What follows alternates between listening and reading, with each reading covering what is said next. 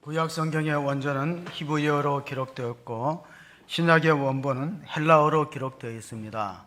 홀로코스트라는 단어는 헬라 말, 그리스 말인데 뜻은 번제라는 뜻을 갖고 있습니다. 레위기에 5대 제사가 있습니다. 번제와 하목제와 속죄제와 석곤제와 소제, 가운데 가장 먼저 기록된 것은 번제입니다. 번제는 제물의 각을 떠서 하나님 앞에 태워 올려드린다, 완전한 헌신을 의미하는 것이 번제고, 번제라는 단어에서 홀로코스트 헬라어가 나왔는데, 일반적으로 우리에게 알려진 홀로코스트는 2차 세계대전 때 유대인들이 히틀러 나치 정권에 600만이 학살되는 대량 학살을 가리켜서 홀로코스트라는 단어를 씁니다. 그 당시에 로마니아 출신으로 유대인이었던 미국 작가 엘리 위젤이 부헨발트 수용소에 수감되었다가 살아난 여동생은 결국 사형장으로 끌려가고 어머니와 여동생을 잃고 아버지도 결국 감옥에서 옥사했습니다. 그는 이제 45년도에 풀려나와서 작품 활동을 하는데 폭력, 인종차별 문제를 작품에 담아서 1986년도에 노벨 평화상을 수상했습니다. 1986년도 노벨 평화상 수상작은 엘리 위젤이라는 사람에게 돌아갔는데, 그는 그 작품을 통해서 위로를 선포하기보다는 회복에 중점을 두었다. 회복이다. 남은 자의 회복입니다. 돌아가시면 어쩔 수 없고 남은 자가 회복되어야 됩니다. 오늘 회복에 대한 메시지가 스가랴의 중심 예언입니다. 우리가 스가랴서를 읽었는데 스가랴서의 오늘 본문 가운데 3절 말씀은 이렇게 기록되어 있습니다. 그러므로 너는 그들에게 말하기를, 만군의 여호와께서 이처럼 이르시되 너희는 내게로 돌아오라. 만군의 여호와의 말이니라. 그리하면 내가 너희에게로 돌아가리라. 만군의 여호와의 말이니라.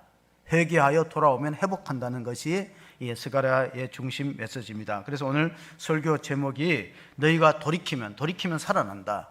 왜 하나님을 떠나서 방황하고 있는가? 돌아오라. 이것이 스가랴 선자의 중심, 회개와 회복의 메시지로 이루어져 있습니다. 엘리 위젤이 그의 작품 가운데 이런 기절을 적어 놓았습니다. 어떤 사람이 하늘의 보좌로 올라갔습니다. 그래서 하나님 앞에 가서 질문합니다. 하나님, 사람 노릇하기 참 어렵습니다. 사람으로 산다는 게 너무 힘듭니다. 하나님은 이렇게 하늘 보좌에 계시지만은 인간 노릇하기가 쉽지 않습니다. 그러니까 하나님 노릇 중에 하나님 노릇과 사람 노릇이 어떤 게 더 힘듭니까? 그런 질문입니다. 그랬더니 하나님이 어이가 없어서 하나님은 전 우주의 별들을 주관하고 다스리고 역사를 섭리하고 그런 할 일이 많지만은 너는 너희 식구들하고 너희 직장만 걱정하면 되지 않느냐? 그러니까 내가 하나님 노릇이 훨씬 힘들다 그러니까 이 사람이 안 믿는 거예요. 하나님은 무한한 시간이 있지 않습니까? 하나님은 전지전능한 능력이 계시니까 문제가 없지만 우리 인간은 시간도 한정되어 있고 능력도 한정되어 있기 때문에 사람으로 사는 길이 훨씬 더 힘들다. 그랬더니 하나님이 도무지 무슨 말 하는지 모르겠다. 자네가 생각하고 상상할 수 없을 만큼 하나님의 노릇은 힘든 거야. 하나님이 온 역사와 우주를 다스리는 건 보통 힘든 게 아니야. 그랬더니 그 사람이 그러면 한번 바꿔보자고. 하나님 노릇이 힘든지 사람 노릇이 힘든지. 하나님은 사람이 되어 본 적 없고 또 나는 하나님의 자리에 올라가 본 적이 없으니까 1초만 딱 바꿔보자 그랬어요. 그래서 어쩔 수 없이 쪼르기 때문에 바꿔줬더니만 하나님은 그 자리를 다시 못 갔다는 거예요. 사람이 하나님 자리에 올라가 버리고. 역사가 이렇게 엉클어지고 있습니다. 이걸 심리학적으로 뭐라 그러냐면 윌리엄 클래서라는 그 정신분석학자는 이것을 포지션 체인징이라고 불러요.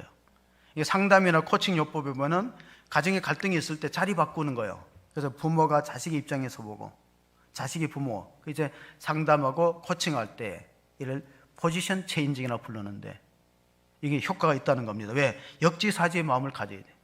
나는 부모의 입장에서 보고 부모는 또 자식 입장에서 보면은 그런 것이 조금 더 이해하고 갈등을 해소하는 데 도움이 된다. 근데 실제로 인간이 하나님 자리에 올라갔고 하나님이 인간이 되어 오신 분이 바로 예수 그리스도이기 때문에 이 빌립보서를 읽어보면요, 예수님에 대해서 이런 기록이, 낮아심에 대한 기록이 있습니다. 빌립보서 2장 6절 7절을 보시면은 그는 근본 하나님의 본체시나 하나님과 동등됨을 취할 것으로 여기지 아니하시고 오히려 자기를 비워 종의 형체를 가지사 사람들과 같이 재셨고.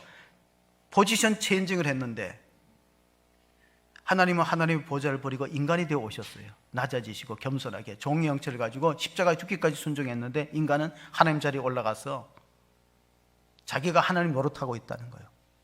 그래서 모든 갈등과 불행이 인간이 인간됨의 위치를 잃어버린 데서 비롯되고 있기 때문에 우리의 신앙의 싸움은 이것입니다. 이기려고 싸우는 게 아니에요. 이미 그리스도께서 이기신 거, 사탄의 권세를 밟고 부활하셔서 이기신 승리에 참여하기 위해서 우리가 믿음에 떨어지지 않는 거예요.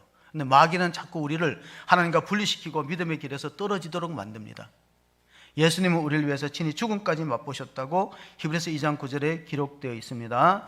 오직 우리가 천사들보다 잠시 동안 못하게 하심을 입은 자 곧 죽음의 고난 받으심으로 말미암아 영광과 존귀로 간을 쓰신 예수를 보니 이를 행하심은 하나님의 은혜로 말미암아 모든 사람을 위하여 죽음을 맛보려 하심이라. 자, 예수님은 하나님의 아들인데 죽어야 될 이유가 없어요. 죽음은 죄의 삭시거든요. 우리는 죄로 말미암아 죽는데 죄 없으신 예수님은 죽음을 경험할 필요가 없는데 우리 대신하여서, 우리 대신 맛보기 위해서. 제가 어릴 때 약을 잘 안 먹으니까 어머니가 저에 대한 기억인지 제 동생에 대한 기억인지 잘 모르는데 하여튼 약을 먹기 싫어해. 쓴 약을 먹기 싫어하니까 숟가락에다가 약을 이렇게 타서 거기다가 뭐 사카린, 당원 이런 걸 넣어서 먹으라고 했던 기억이 있어요. 그 안 되면 또 젖을 짜서 아마 동생한테 그렇게 먹였던 걸 본 것 같아요. 왜? 어머니가 미리 맛보는 거예요. 맛보면서 이렇게 말합니다. 먹을 수 있다. 감당할 수 있다. 너가 이걸 먹어야 낫는다. 예수님은 우리 대신 죽음을 맛보셨다는 거예요. 두려워하지 말라는 거. 주님께서 죽음, 사망 것을 이기시고 부활하신 것을 믿으시기 바랍니다. 그럼 여러분도 부활의 다음 열매에 동참하잖아요. 그러니까 두려워하지 말라는 거예요. 내가 맛보았다. 죽음까지 맛보았다. 인간이 당할 수 있는 고독, 배신, 상처, 질병, 아픔 예수님 다 경험하셨기 때문에 견딜만하다, 살만하다, 나를 믿고 이겨내라. 그런 말씀을 우리가 복음서 가운데서 찾아볼 수 있습니다. 사람이 살아가는 데 있어서 가장 쓴 잔이 뭐냐면은 병고와 죽음입니다. 사실 질병과 싸운다는 게 힘든 일이에요. 한 사람이 아프면 가족들이 다 고생하는 거예요. 그래서 질병의 문제와 죽음의 문제예요. 케어르 케고라는 덴마크의 철학자는 인생은 뭐냐? 인생은 절망이라는 기차를 타고 고통의 터널을 통과해서 죽음이란 종착역에 이르는 과정이다 말했어요. 어떤 경우에? 하나님이 없는 경우에.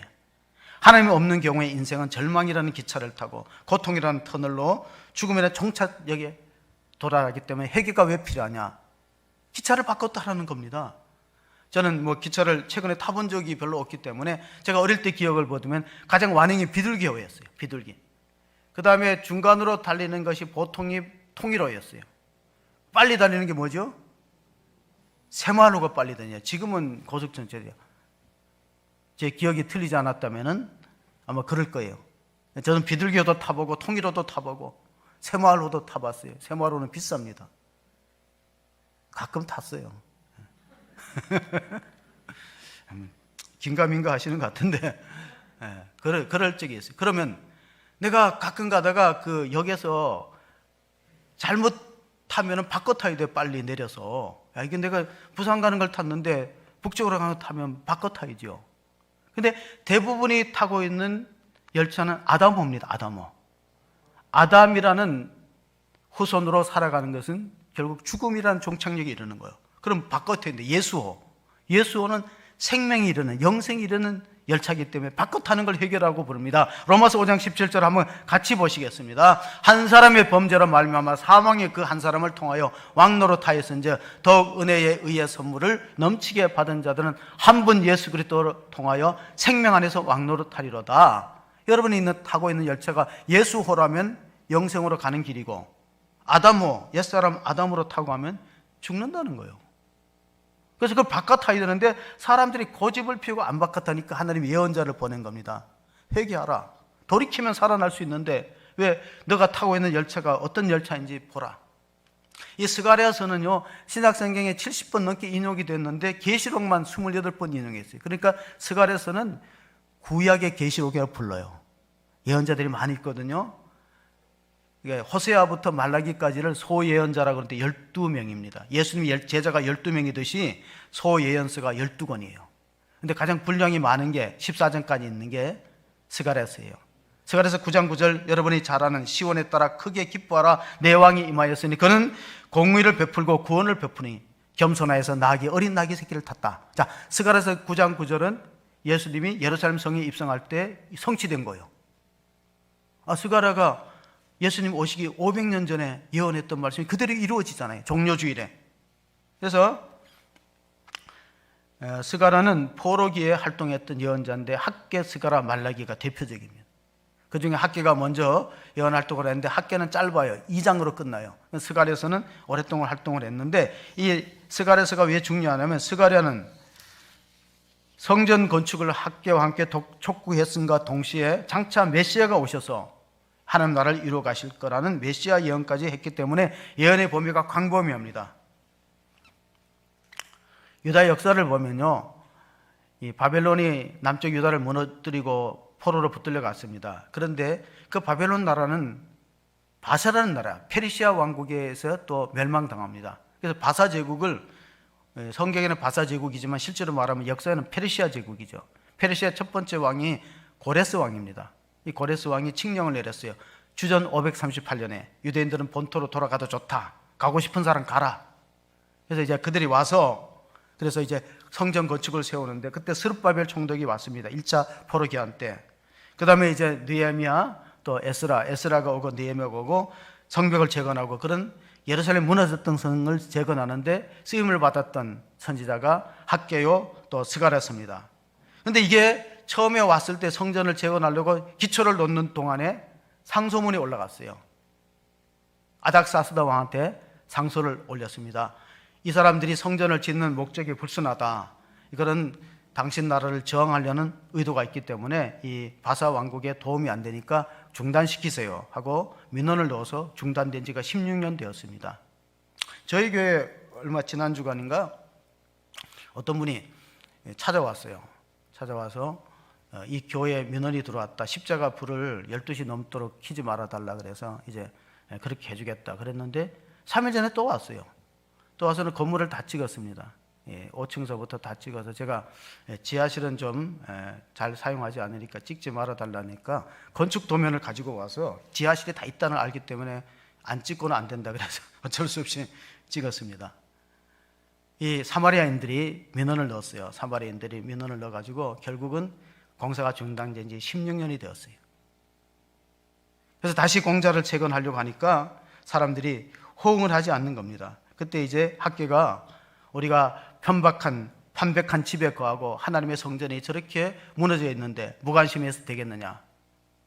이것이 우리가 믿는 자의 태도냐. 이래서 성전 건축을 촉구하면서 회개를 하라. 우리가 정말 이 상태에서 살아간다는 것은 올바른 신앙생활이 아니다. 그래서 스가랴가 8가지 환상을 보면서 예언합니다. 그 가운데 가장 중요한 것은 돌이켜야 우리가 살아날 수 있다. 이 자리로 이 상태로 우리가 안주해서는 안 된다.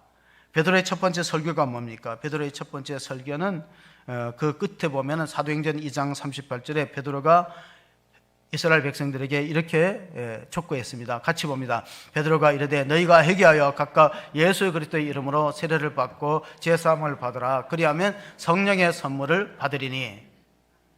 청교도 신앙인들이 가장 중요한 천국 가는 두 날개가 하나는 믿음입니다. 하나는 회개입니다.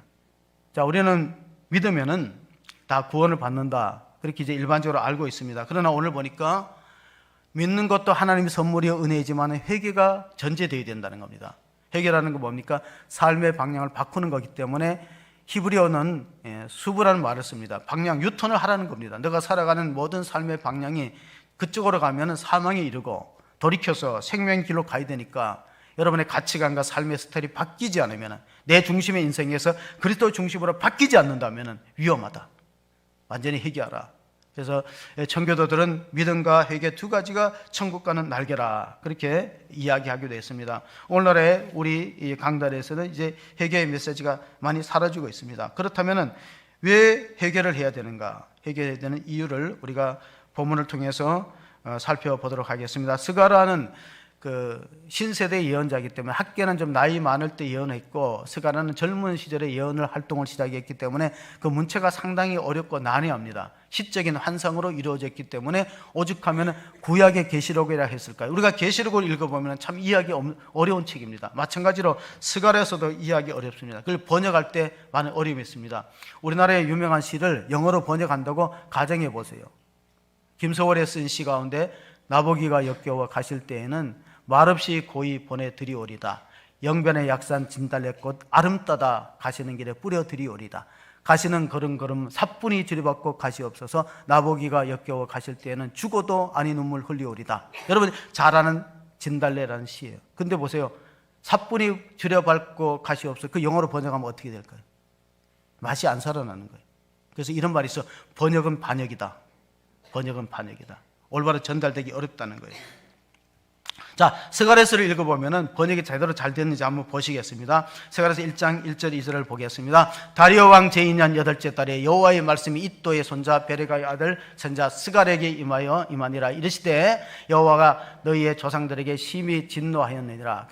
이 스가랴의 가정 족보가 납니다. 자, 이도의 아들이고 베레가의 손자다 이렇게 나오는데 예수님께서 이 스가랴를 표현할 때 뭐라고 그랬나? 사가라는 표현이 있어요. 예수님이 하신 말씀을 한번 보시겠습니다. 23장 35절 마태복음 23장 35절에 보면 그러므로 의인 아벨의 피로부터 성전과 제단 사이에서 너희가 죽인 바가라의 아들 사가라의 피까지 땅에 흘린 의로운 피가 다 너희에게로 돌아가래. 여기서 바라가는 베레가 같아요. 베레가의 아들 이또의 손자 베레가의 아들이 바라가가 되었고 스가랴가 사가라로 표현됐지만 동일 인물이다. 성경학자는 그렇게 말합니다. 결국은 스가랴는 순교를 당했다. 제단에서 순교를 당했다. 하나님 말씀을 외치다가 강단에서 죽었다. 그런 말씀을 우리가 발견하게 되는 것입니다. 이제 520년에 다시 성전 재건이 되어서 4년 만인 516년에 완공되어서 그들은 진짜 하나님의 성전을 회복하는 기쁨을 맛보았습니다. 자, 왜 우리가 해결을 해야 되는가? 첫째는 하나님과 바른 관계를 맺기 위해서입니다.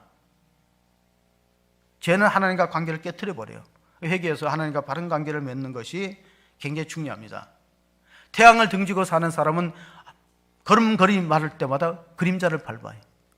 돌이켜서 태양을 향하여 걸어가면 그림자는 뒤로 물러가는데 우리가 하나님 등지고 살아가면 병으로, 고통으로, 죽음으로 하나님의 축복과 멀어지는 그런 길을 걷기 때문에 반드시 돌아와야 된다. 유턴해야 된다. 탕자가 돌아오면 모든 것 회복하고 해결되는 것처럼 이 돌아오지 않는 인간 폴 틸리라는 미국의 철학자의 신학자는 현대인이 갖고 있는 해석의 그림자가 있다. 우리 어떤 그림자를 밟을까? 하나님이 없는 인생이 살아가는 그림자는 죄책감과 공허감과 불안감입니다. 하나님 없는 인생은 죄책감으로 괴로워. 말하지 않지만 마음속에 죄책감 그리고 공허감, 인생이 허무하다. 그리고 공포감, 두려움, 내일 일이 어떤 일이 알 수 없는 그 불안함에서 벗어나기 위해서는 우리가 하나님으로부터 돌아온 것인데 조금 전에 언급했던 윌리엄 글래서라는 정신분석학자입니다. 윌리엄 글래서가 이 체인징 포지션 체인징을 언급했는데 이 인간관계가 모든 고통과 불행의 4분의 3을 차지한다고 했어요. 우리가 당하는 모든 고통과 불행은 가만히 보면은 사람과의 관계 속에서 내가 남을 지배하거나 장악하려고 할 때 그때 생기는 거예요. 사람은 우리가 자녀일지라도 하나님 고유한 창조물이고 하나님 맡겨주신 선물이고 우리의 기업이고 태에 열면 상급이지 우리가 통제하고 지배하려고 보면 인간관계에 문제가 생겨서 갈등하게 되고 불행을 맛본다. 그래서 하나님과의 관계를 회복하는 첫걸음이 첫 단추가 회개다. 두 번째로는 과거의 실패를 되풀이하지 않기 위해서예요. 우리가 왜 역사를 배웁니까? 헤겔은 독일의 철학자가 역사 철학 헤겔이 있죠. 헤겔이 한 말이 있어요. 역사로부터 배울 수 있는 교훈은 우리가 역사의 교훈을 못 배운다는 것이다. 역설적인 얘기예요. 왜 우리가 회개해야 되냐면 과거의 조상들의 실패를 되풀이하지 않기 위해서입니다. 1장 4절을 보세요. 스가랴서 1장 4절을 보십니다. 너희 조상들을 본받지 말라. 옛적 선지자들이 그들에게 외쳐 이르되 만군의 여호와께서 이같이 말씀하시기를 너희가 악한 길 악한 행위를 떠나서 돌아오라 하셨다 하나 그들이 듣지 아니하고 내게 귀를 기울이지 아니하였느니라 여호와의 말이니라. 조상의 가오와 실패를 되풀이합니다. 아브라함이 가나안 땅에 기근 들었을 때 애굽에 가서 자기 아내 사라를 누이 동생을 했는데 이삭도 블레셋 지방에 가갖고 자기 아내 리브가를 누이 동생이라 해요. 아버지의 죄와 실수가 자식들한테 그대로 되풀이 되듯이 우리는 역사를 통해서 교훈을 배워야 되는데 못 배우고 있습니다. 자, 임진왜란의 교훈을 배웠더라면 6.25가 없어요. 다시 말씀을 드립니다. 임진왜란의 사색당포로 우리가 국론이 분열되었던 것을 그때 역사의 교훈으로 전철로 삼아서 단결했더라면, 좌우 이념 갈등이 없었더라면, 이데올로기에 의한 충돌이 없었다면 6.25가 안 생기는 거예요. 자, 6.25를 경험한 세대들에게 말합니다. 6.25를 통해서 교훈을 우리 자녀들에게 가르치지 않으면 또 역사가 어떻게 반복될지. 최근에 통계에 의하면요, 한국 사람들의 머리가 세계에서 가장 좋대요. IQ 가장 높은 나라가 대한민국, 2위가 일본, 3위가 대만, 4위가 싱가포르, 5위가 독일, 이렇게 나왔어요. 아시아권에서 과거에는 이제 유대인들이 머리가 좋다는데 그렇지 않고 유대인은 하나님에 대한 신앙심이 깊지 IQ는 우리만 못하다. 그러니까 이 좋은 머리 가지고 역사의 교훈을 못 배운다는 건 참 비극이 아닐 수 없습니다. 세 번째, 왜 회개해야 되느냐? 짧은 인생을 가치 있게 살기 위해서요. 인생은 짧아요. 길지 않습니다. 짧은 인생을 가치 있게 살아야 돼요. 무가치한 인생이 뭡니까? 시편 14편하고 53편에 하나님이 어리석은 자는 그 마음이 이르기를 하나님이 없다 하다. 예, 무가치하게 살아갑니다. 전도서를 읽어보세요. 하나님 없는 인생은 나중에 허물을 남긴다. 사람은 쾌락이 행복인 줄 알고 쾌락을 반복하다 보면 쾌락이 뭐를 가져오냐면 권태를 가져와요. 재미없어져요. 똑같은 일을 반복하다 보면. 그럼 그 다음에 뭐가 되냐? 마약에 손을 대야 돼요. 마약의 결과가 뭐예요? 파멸이죠. 뭔가 영혼이 다 멸망당하는 거예요. 오늘 마지막 절, 본문의 마지막 절 한번 읽어보겠습니다. 스가랴서 1장 5절 6절입니다. 스가랴서 1장 너희 조상들이 어디 있느냐? 또 선지자들이 영원히 살겠느냐? 내가 나의 종 선지자들에게 명령한 내 말과 내 법도들이 어찌 너희 조상들에게 임하지 아니하겠느냐? 그러므로 그들이 돌이켜 이르기를 만군의 여호와께서 우리를 갈대로 우리 행위대로 우리에게 행하시려고 뜻하신 것을 우리에게 행하셨다 도다 하였느니라. 자, 우리가 가는 길대로, 우리의 길대로, 우리 행위대로 뿌린 대로 거둔다는 겁니다. 이 짧은 인생을 허무하게 마칠 것이냐, 아니면 진짜 선한 씨앗을 심고 믿음으로 영생에 이를 거냐, 이건 우리의 선택의 몫입니다. 이 험한 인생, 짧은 인생, 모든 육체는 풀과 같고 그 모든 영광은 풀에 피는 꽃과 같으니 풀은 시들고 꽃은 마르되 하나님의 말씀은 세세토록 있도다. 그래서 우리가 정말 돌이켜서 하나님의 진노를 피하기 위해서 마지막 네 번째, 자, 해결을 왜 해야 되느냐? 하나님과 관계를 회복하기 위해서. 두 번째, 과거의 실패를, 조상들의 실패를 되풀이하지 않기 위해서. 세 번째, 짧은 인생을 가치 있게 의미 있게 살기 위해서. 네 번째로는 임박한 진노를 피하기 위해서. 오늘 계속해서 스가랴 선지자가 강조한 것은 뿌린 대로 거둔다. 결국은 인생은 살고 심판이 남는다. 히브리서 9장 27절 잘 아는 말씀이죠. 한 번 죽는 것은 사람에게 정한 것이요 그 후에는 심판이 있으리라. 심판이 없다고 아무리 우겨도 우리는 하나님이 아니기 때문에 내일을 알 수 없습니다. 믿음의 눈으로 바라볼 수 있기를 바랍니다. 2차 세계대전 때 오스트리아 출신의 심리학자가 있어요. 이름이 빅터 플랭크라는 이름이 갖고 있습니다. 인간의 마지막 빼앗을 수 없는 자유는 선택의 자유라고 강조한 사람이 빅터 플랭크라는 심리학자입니다. 자, 수용소에 들어갔어요. 억울하기 그지없습니다. 사랑 가족을 잃었습니다. 원통하고 복수심에 불탑니다. 그러나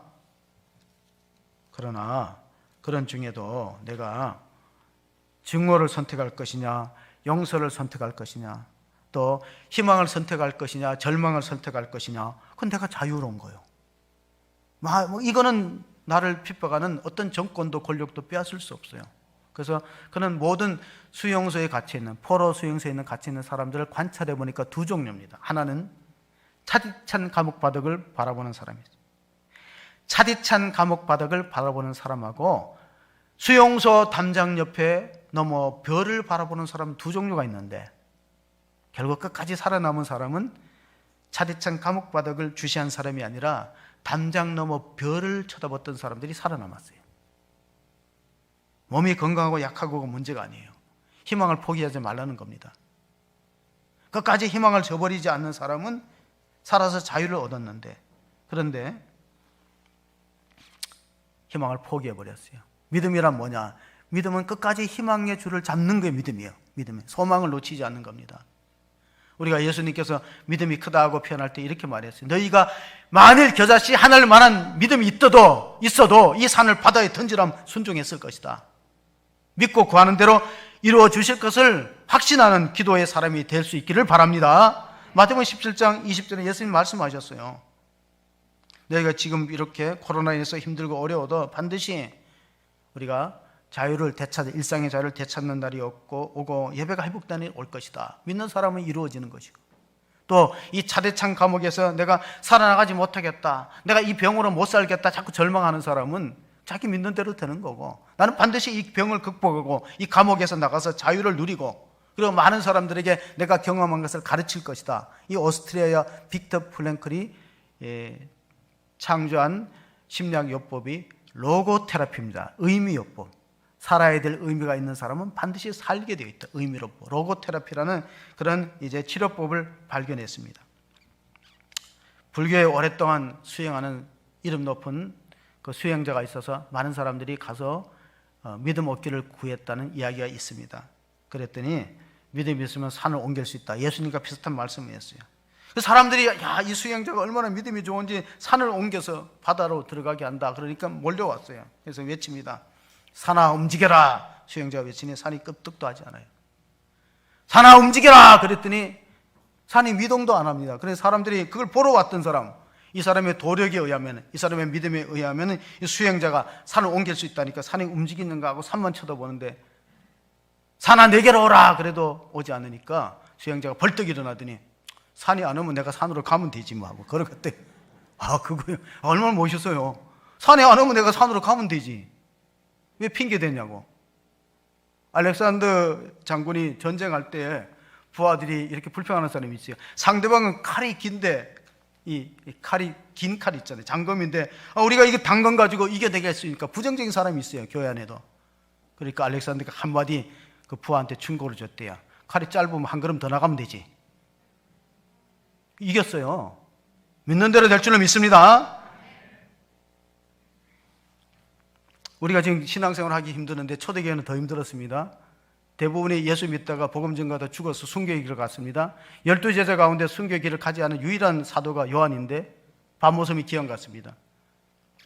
밤모섬을 가본 적이 있습니다. 지금도 절에 고던데 2000년 전에는 아무도 살지 않는 무서운 곳입니다. 가면 살아나올 수 없는 곳이에요. 거기서 계시를 받았습니다. 자, 계시록 1장 9절 10절을 보면 나 요한은 너희 형제요 예수의 환난과 나라의 참음에 동참한 자라. 하나님의 말씀과 예수를 증언하였으므로 말미암아 밤모란 섬에 있었더니 주의 날에 내가 성령에 감동되어 내 뒤에서 나는 나팔 소리 같은 큰 음성을 들으니, 주의 날이 주일날을 말합니다. 주일날에 계시가 임하는 줄 믿습니다. 주일을 지켜야 될 이유가 뭐예요? 주일날에 하나님의 계시가 임하고 성령의 감동이 되고 우리 문제가 해결될 줄로 믿습니다. 하나님과 만남이 예배입니다. 하나님과 만나야 문제가 해결되는데 지금은 만나지 못하는 상황 속에 있는 성도들이 많아서 안타깝습니다. 유대인들은 디아스포라 흩어졌을 때도 꼭 예배를 드렸다고 합니다. 그래서 이 디아스포라들이 한 말이 있어요. 유대 랍비 가운데 우리가 안식일을 지킨 게 아니라 안식일이 우리를 지켰다. 우리 가정을 지키고 우리 나라를 지키고 믿음을 지켰다. 그런데 사람들은 보이는 것을 중요하게 여겨요. 보이는 몸을 중요하게 여기지만은 보이지 않는 영혼은 중요하게 여기지 않습니다. 그래서 고린도전서에 바울이 한 말입니다. 자, 고린도서 4장 18절을 보면 이런 말씀이 있습니다. 고린도후서입니다. 제가 고린도후서 4장 18절 읽어보겠습니다. 우리가 주목하는 것은 보이는 것이 아니요 보이지 않는 것이니 보이는 것은 잠깐이요 보이지 않는 것은 영원하다. 무엇입니까? 육체는 아무리 우리가 운동하고 좋은 음식을 가려 먹어도 100년만 지나면 우리 육신은 우리를 배반합니다. 한 줌의 죄로 흙으로 돌아갑니다. 영혼은 그렇지 않아요. 그래서 마태복음 10장에 예수님 하신 말씀이 몸은 죽여도 영혼을 죽이지 못하는 자를 두려워하지 말고 몸과 영혼을 지옥에 멸하시는 권세 있는 자를 두려워하라. 그러니까 초대교회 신앙인들은 왜 순교의 길을 갔냐면은 저 사람들이 날 죽이는 건 몸밖에 못 죽이는데 그 내 영혼은 살아있다. 내 영혼은 주님의 부활한 것처럼 같이 부활할 수 있다. 영혼 중심의 가치관을 갖고 있었어요. 근데 현대에는 다 육신 중심이에요. 현세 중심이에요. 그러니까 신앙생활 갈등이 있고 어려움이 많죠. 요즘 이제 젊은이들 많은 20대, 30대 이제 우리와 생각이 다르다. 다음 세대는 다른 세대다. 넥스트 제너레이션은 디퍼런트 제너레이션이다. 그런 얘기를 하는데 리처드 그 사람이 썼던 책 제목이 리처드 리버라는 사람이 있습니다. 리처드 리버는 라이너드 리버와 형제가 아닌데 둘 다 신학자입니다. 기독교의 위대한 개혁은 여태 몰랐던 것을 새롭게 찾아내는 것이 아니라 이미 있었던 것을 전혀 새로운 시각으로 보는 것이다. 어떤 시인이 말했어요. 여행이라는 것은 새로운 장소를 보는 게 아니라 새로운 시각을 갖고 보는 것이다. 우리가 교회를 바라볼 때 우리가 새로운 어떤 성경 안의 진리를 발견하는 것이 아니라 본질로 돌아가는 거예요. 뭐가 중요하냐? 초대교회가 핵심적으로 붙들었던 본질 중심의 사역이 뭐냐? 그걸 놓치지 않고 바라보는 겁니다. 우리나라에 개화기 때, 우리 조선 말기 때, 영조 때, 또 이 정조 때 가장 뛰어난 천재가 정약용 집안이라고 알려졌어요. 이 정약용은 강진으로 유배를 가고 목민심서라는 글을 남겼어요. 정약용, 다산. 그리고 그 맏형인 그 정약저는 그 흑산도에 가고 자산어보라는 물고기 도감을 만들었어요. 가운데 정약종은 순교의 길을 걸어갔어요. 나는 신앙을 포기할 수 없다 해서 걸어갔습니다. 각자의 삶의 모습은 다르지만은 우리가 지도자들이 어떻게 살아야 되는가? 그 목민심서, 다산이 썼다는 목민심서는 나중에 일본 사람들이 번역하면서 읽어보고 무릎을 쳤대요. 야, 이게 다산이 말한 대로 했으면요, 우리가 조선의 지배를 받을 뻔했다. 이 말 한번 새겨 들어보시기 바랍니다. 그 당시에 탄간오리들이 부패하고 백성을 사랑하는 궁일지심이 없었어요. 그러니까 성경을 읽고 목민심서가 나온 거예요. 성경의 목자의 마음이 어때야 되느냐? 그 목자가 백성을 어떻게 정치를 해야 백성들이 편안하고 잘 살고 있는가? 근데 이것을 조정에서는 고러한 유교 관념에 젖어 있던 사람들은 받아들이지 않지요. 우리가 권세를 누리고 백성을 지배하고 우리가 떵떵거리고 잘 살아야지 우리가 백성을 섬길 수 있느냐? 그 생각이 못 미치거든요. 그러니까 일본 사람들이 목민심서를 번역하면서 무릎을 쳤다는 거예요. 만약에 한국의 조정이 이걸 받아들여 갖고 개혁이 일어났다면, 자기네들이 명치 유신, 메이지 유신 개혁하기 전에 조선이 개혁됐더라면 우리는 조선의 식민지 노릇을 해야 될 텐데. 역사의 아픔입니다. 스가랴서 뒷부분 한번 메시아가 오시면 어떤 일이 있을까? 스가랴서 11장 우리가 4절 2절을 봅니다. 여호와 나의 하나님이 이르시되 너는 잡혀 죽을 양떼를 먹이라. 사들인 자들은 그들을 잡아도 죄가 없다고 판자들은 말하기를 내가 부요하게 되었은즉 여호와께 찬송하리라 하고 그들의 목자들은 그들을 불쌍히 여기지 아니하는도다. 자, 포로에서 돌아왔던 이스라엘의 정세가 그렇다는 겁니다. 지도자들이 백성을 불쌍히 여기지 않고 자기 살궁리만 하고 자기 이득만 취하고 양들을 사고 파는 현실들. 오늘 교회의 모습을 돌아봅니다. 그런 교회가 사유화돼서는 안 됩니다. 세상 사람들이 세습을 지적하는 이유도 바로 거기 있어요. 사유화되면 안 돼요. 성직 매경이 이루어지면 안 돼요. 중세시대에 얼마나 부패했는지 축접제도가 있었고, 중세시대에 가톨릭의 축접제도가 있었고, 또 성직 매무가 있었기 때문에 이런 개혁들이, 종교개혁을, 마틴 루터가 종교개혁을 일으키지 않았습니까? 최근에 우리 흥사단이라는 그 센터에서 우리 젊은이들의 윤리의식을 조사했어요. 흥사단 윤리센터에 조사해 보니까 이제 5가지 항목, 사회, 정치, 경제, 교육 이런 분야에서 5가지 질문을 놓고 5 분야에서 검사를 하니까 25개 항에다가 이제 OX를 치는 겁니다. 그 중에 이런 게 있어요. 이런 문제가 있어요. 10억이 생긴다면 1년 정도 잘못을 하고 1년 정도 감옥에 가도 된다는 청소년들의 대답이 절반 이상 나왔어요. 무서운 시대가 되고 있습니다. 10억을 나한테 주면은 내가 잘못이 있어 1년 정도 감옥 생활을 할 수 있다는 거예요. 그래서 그 윤리의식을 물어보는데 친구에게 잘 보이려고 거짓말한다. 나의 업무상의 실수를 감추고 덮는다. 그런 것들. 시험을 성적을 부모님한테 속인다. 성적표를 내야 되는데 속여서 낸다. 이런 것들에 죄책감이 없는 다음 세대를 생각하면은 우리 부모들이 각성을 해야 됩니다. 그래서 회사에서 직장 생활할 때 동료들보다 일찍 출근하고 늦게 퇴근하라. 교회 안에도 그런 사람들이 있어요. 동료들보다 일찍 출근하는 사역자, 늦게 퇴근하는 사역자가 있어요. 윤리의식을 물어보는 겁니다. 최근에 토론토 대학의 조던 피터슨이 질서 너머라는 베스트셀러를 썼어요. 젊은이들 많이 보는 제목이 질서 너머. 이 토론토 대학교의 조던 피터슨은 뭐냐? 그 중에서 가장 우리에게 알려진 말이 세상을 탓하기 전에 방부터 청소하라. 사람들은 세상을 탓하고 누구 탓, 남의 탓 많이 얘기합니다. 그런데 세상을 탓하고 분개하지 말고 고통스러워도 감사할 수 있어야 된다. 우리가 삶이 어렵고 힘들어도 감사를 발견하고 세상을 추하다 하기 전에 너 방부터 청소하라.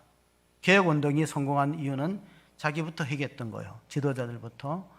우리가 1907년도에 평양 대부흥운동이 있었고 그 전에 LA 거리, 미국의 LA 아주사 거리에서 부흥운동이 있었는데 그때 선도했던 LA 아주사 부흥의 선구자였던 프랭클 바틀맨은 부흥의 높이는 회개의 깊이로 결정된다. 그러니까 우리가 신앙생활하는 것이 얼마나 비상적이냐면요. 제가 깜짝 놀란 게 있었는데 최근에 깜짝 놀란 게 뭐냐면은 박옥수라는 사람이에요. 구원파의 그 박옥수 지도자죠. 전 세계를 대상으로 해서 온라인 강좌를 해요. 근데 엄청나게 많은 사람이 봐요. 요즘 이제 이 코로나 시대가 되니까 뭐 연예 어떤 그 프로도 공개적으로 못 하고 언택트 방식으로 하잖아요. 그러다 보니까 이분의 강연이 그 구원파의 우리 이단에 말하는 구원파의 박옥수의 강연이 전 세계로 퍼지는데 제가 읽고 은혜를 받았어요. 듣고. 뭐냐면은 예수님 십자가상에서 우리 모든 죄를 다 처리했기 때문에 더 이상 죄를 거론하지 말라는 거예요. 기도에도 죄를 언급하지 말고 설교에도 죄를 언급하지. 왜 우리가 죄 사함 받고 하나님의 그러면 예수님의 속죄의 능력이 부족하냐? 그래서 엄청나게 은혜가 돼갖고 자칫하면 내가 이제 박옥수의 제자가 될 뻔했어. 그런데 곰곰이 생각해 봤어요. 자, 소화가 잘 안 돼갖고 병원에 갔는데 의사가 다 이렇게 해보더니만 검진해보더니 별거 아니에요. 그냥 소화제 먹으면 돼요. 정 아프면 파스나 붙이세요. 그 훌륭한 의사예요? 그 위험한 의사입니다. 근데 알고 보니까 안에서는 암이 계속 진행되고 있어요. 그러면 어떤 의사가 좋은 의사냐면 암이 지금 시작되는 단계니까 겁내지 마시고 절개 수술을 해야 됩니다. 아프고 고통스럽더라도 째고 제거하지 않으면 전이 됩니다. 그렇게 말해야 돼요. 그게 죄예요, 죄. 근데 구원파가 왜 이단이냐면 죄를 그냥 덮고 그냥 다 예수님이 십자가의 상에서 다 피 흘려서 속죄했는데 자꾸 왜 죄 얘기를 하냐. 굉장히 듣기 좋고 은혜가 돼요. 내가 은혜 받았다니까요. 좀 이쪽으로 갈 걸 그래. 생각해 보세요. 여러분들이 얼마나 힘들게 사회생활하다가 주일날에 교회 옵니까? 진짜 용기를 내서 교회 오니까 이게 회개하라는 말을 못하는 거예요. 대부분의 교회에서. 지금은 한국교회 건증제도가 사라졌어요. 이게 우리를 죽이는 거라는 거예요. 칼빈이 말하는데 이게 우리를 죽이는 거예요. 의사가 당신 괜찮아요. 소화 안 되는데 약 먹고 그냥 파스만 붙이면 나아진다는데 나아지지 않는 거예요. 나중에 전이 됐어요. 목숨 잃어버리면. 누가 책임져야 돼요? 왜 회개해야 되느냐? 조지 스카펙이라는 심리학자가 타락한 사람은 회개할 기회가 있는데 타성에 젖어 있는 사람은 회개할 기회를 놓친다는 겁니다. 죽는 거예요. 타성에 젖은 사람은 어떤 사람이에요? 교회 오래 다니는 사람이에요. 바리새인과 서기관들은 회개하지 않습니다. 내가 교회 잘 다니는데 둔감해, 영적으로 둔감해. 회개의 기회를 놓쳐요. 그러니까 타락한 사람, 스카펙이 정신분석학자가 얘기한 거예요. 아무도 가지 않는 길을 썼어요. 베스트셀러. 이게 스카펙이라는 심리학자인데 타락한 사람은 회개해서 구원받을 수 있는데 타성에 젖어 있는 사람들 위험하다 그랬어요. 잘못된 의사를 만나면 위험한 거예요. 자, 서갈에서 뒷부분에 보면은 참된 선지자와 가짜 선지자의 구분점이 있어요. 첫째, 선지자라 함은 하나님의 말씀을 받아야 돼요. 자기 말을 하는 게 아니고 자기 지식과 자기 경험을 설교하는 게 아니고 하나님부터 계시를 받아야 돼요. 첫째는. 두 번째, 가감 없이 전해야 돼요. 야, 이렇게 말하면 백성들이 싫어하겠다. 그래서 가감하면, 자기 생각을 보태거나 빼면은 참 선지자가 아니에요. 세 번째, 그렇게 가감하게 전파했다고 박해를 받아도 기쁘게 감당해야 돼요. 순교의 길도 걸어가야 돼요. 이게 참된 선지자예요. 그래서 스가랴서를 읽어보면 세 가지 메시지 중심이 있어요. 그리스도 중심적이에요. 자기를 드러내는 거, 나타내는 게 모든 것은 그리스도에게. 우리 오늘 찬양팀들 앞부분에 찬양했던 내용들도 그리스도 중심적인 찬양을 했고, 우리 성가대도 오직 예수. 첫 번째, 예수 그리스도를 향한다. 선지자의 메시지들은. 그리고 두 번째로는 회개를 촉구한 것이에요. 돌아오라! 돌아오면 살 것이다. 돌이키면 살아난다. 세 번째가 하나님 나라를 지향합니다. 교회 성장이 목표가 아니에요. 하나님 나라를 지향하는 거예요. 우리가 하나님 나라, 주의 나라가 임하소서. 우리 성가대에서도 그렇게 찬양하지 않았습니까? 주의 나라가 임하게 하소서. 주기도문의 내용이 오늘 우리 성가대 가사에 들어있더라고요. 주의 나라가 이 땅에 임하소서. 그러니까 이 메시지의 중심은 하나님 나라예요. 그럼 우리가 그러기 위해서는 하나님 나라를 가는 길에 방해가 되는 것들 철저하게 해결해야 됩니다. 돌이켜야 됩니다. 근데 어느 정도로 돌이켜야 되냐면 죄와 싸우되 피 흘리기까지 싸워야 돼요. 우리가 히브리서 12장 4절을 보시면 이런 말씀이 있습니다. 너희가 죄와 싸우되 아직 피 흘리기까지는 대항하지 아니하고. 근데 구원파가 이걸 빼버렸어요. 박옥수가 이걸 놓쳤다는 거예요. 성경은 분명히 죄와 싸우라고 그랬고, 우리가 예수님의 피 흘려서 죄사함을 받았으니까 우리가 죄와 피 흘리기까지 싸우지 말라고 하지 않았잖아요. 예수님 우리 죄를 위해서 피 흘리기까지 죽었으니까 우리는 죄와 싸우되 피 흘리기까지 싸우고 대항하라 그랬는데 적당히 타협하고 이렇게 안일하게 신앙생활하고 있지 않는가를 예언자들은, 선지자는 촉구한 것입니다. 성자일수록 참회록을 쓴다고 알려지고 있습니다. 톨스토이가 참회록을 썼어요. 루소가 참회록을 썼습니다. 어거스틴이 참회록을 썼는데 어거스틴은 초대교회 성자라고 부릅니다. 성자일수록 자기 죄를 고백하고 참회록을 쓰는 겁니다. 이번에 우리가 금요일 날 목자의 밤에 들을 본문이 고린도전서 1장 18절에 십자가의 도가 멸망하는 자들에게는 어리석어 보이나 구원 얻는 우리에게는 하나님의 능력이 됩니다.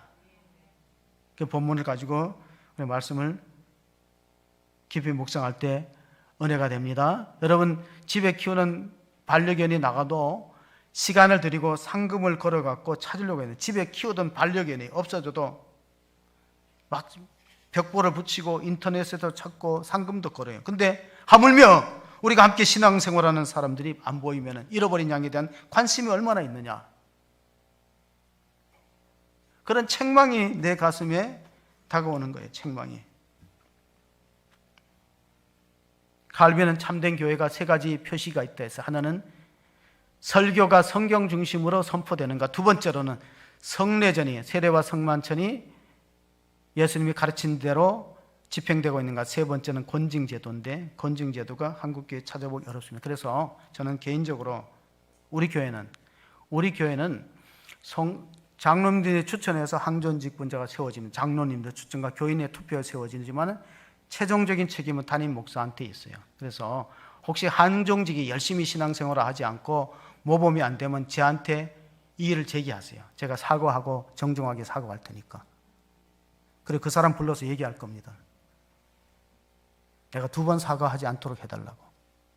주일 오후까지 온전하게 지키고 정확한 온전한 11조를 드리고 헌신하고 봉사하고 전도하고 기도하는 모범이 되지 않으면 우리 교회에서는 어렵다.